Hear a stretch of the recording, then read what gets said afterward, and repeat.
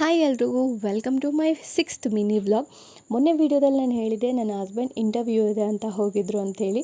So interview complete ಆಯಿತು, job ಕೂಡ ಆಯಿತು. ಹಾಫ್ ಡೇ ಅವರು ವರ್ಕ್ ಮಾಡಿಬಿಟ್ಟು ಲಂಚ್ ಟೈಮ್ಗೆ ಅಂತ ಬಂದಿದ್ದರು. ಸೊ ರಾಕಿ ಅವರನ್ನು ಹೇಗೆ ಮಲಗಿಸ್ತಾ ಇದ್ದ ಅಂತ ನೋಡಿ. ನನ್ನ ಹಸ್ಬೆಂಡ್ಗೆ ಜಾಬ್ ಸಿಕ್ಕಿರೋದು ಸಖತ್ ಖುಷಿಯಾಗಿತ್ತು. ಯಾಕೆ ಅಂತ ಅಂದರೆ ನನ್ನ ಹಸ್ಬೆಂಡ್ ಆಫೀಸ್ ಇರೋದು ನನ್ನ ಮಗಳ ಸ್ಕೂಲ್ ಹತ್ರನೇ. ಸೊ ಮಾರ್ನಿಂಗು ಆಫೀಸ್ ಟೈಮಿಂಗು ಮತ್ತು ನನ್ನ ಮಗಳ ಸ್ಕೂಲ್ ಟೈಮಿಂಗ್ಸು ಒಂದೇ. ಮಧ್ಯಾಹ್ನ ಲಂಚ್ ಟೈಮು ಮತ್ತು ನನ್ನ ಮಗಳು ಸ್ಕೂಲ್ ಬಿಡೋ ಟೈಮಿಂಗು ಒಂದೇ. ಸೊ ಹೋಗಬೇಕಾದ್ರೂ ಒಟ್ಟಿಗೆ ಹಸ್ಬೆಂಡ್ ಕರ್ಕೊಂಡು ಹೋಗ್ತಾರೆ, ಬರಬೇಕಾದ್ರೂ ಮಗಳನ್ನು ಒಟ್ಟಿಗೆ ಕರ್ಕೊಂಡು ಬರ್ತಾರೆ. ಸೊ ಹಾಗಾಗಿ ಸಖತ್ ಖುಷಿಯಾಗಿತ್ತು. ಈವ್ನಿಂಗು ತರಕಾರಿ ತೊಗೊಂಡು ಬಂದಿದ್ವಿ. ಸೊ ಅದನ್ನು ಫ್ರಿಜ್ಜಲ್ಲಿ ಆರ್ಗನೈಸ್ ಮಾಡ್ಕೊಳ್ತಾ ಇದ್ದೆ. ಸೊ ನನ್ನ ಮಗಳು ನನಗೆ ಎಷ್ಟು ಹೆಲ್ಪ್ ಮಾಡ್ತಾ ಇದ್ಲು ಅಂತ ನೋಡಿ. ಚಿಕ್ಕ ವಯಸ್ಸಲ್ಲಿ ಮಕ್ಕಳು ಏನು ಮಾಡಿದ್ರು ಚಂದ ಅಂತ ಹೇಳ್ತಾರೆ. ಅದರಲ್ಲಿ ಈ ಥರ ಮದರ್ಸ್ಗೆ ಹೆಲ್ಪ್ ಮಾಡ್ತಾ ಇದ್ದರೆ ಮದರ್ಸ್ಗೆ ಸಖತ್ ಪ್ರೌಡ್ ಫೀಲ್ ಆಗ್ತಾ ಇರುತ್ತೆ. ಆ್ಯಂಡ್ ನನಗೂ ಕೂಡ ನನ್ನ ಮಗಳು ಈ ಥರ ಹೆಲ್ಪ್ ಮಾಡ್ತಾ ಇದ್ದರೆ ತುಂಬಾ ಪ್ರೌಡ್ ಫೀಲ್ ಆಗುತ್ತೆ. ಸೊ ನಿಮ್ಮ ಮಕ್ಕಳು ನಿಮಗೆ ಹೆಲ್ಪ್ ಮಾಡ್ತಾರೆ ಹಾಗಿದ್ರೆ ಕಮೆಂಟಲ್ಲಿ ಎಸ್ ಅಂತ ಕಮೆಂಟ್ ಮಾಡಿ.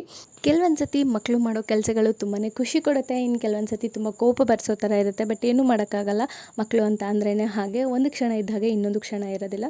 ನೈಟು ಆಚೆ ಕಡೆ ಮಳೆ ಬರ್ತಾ ಇತ್ತು. ಸೊ ಹಾಗಾಗಿ ನನ್ನ ಹಸ್ಬೆಂಡ್ಗೆ ಸಂಡಿಗೆ ಮತ್ತು ಮೆಣಸಿನ್ಕಾಯಿ ಬೇಕಾಗಿತ್ತು.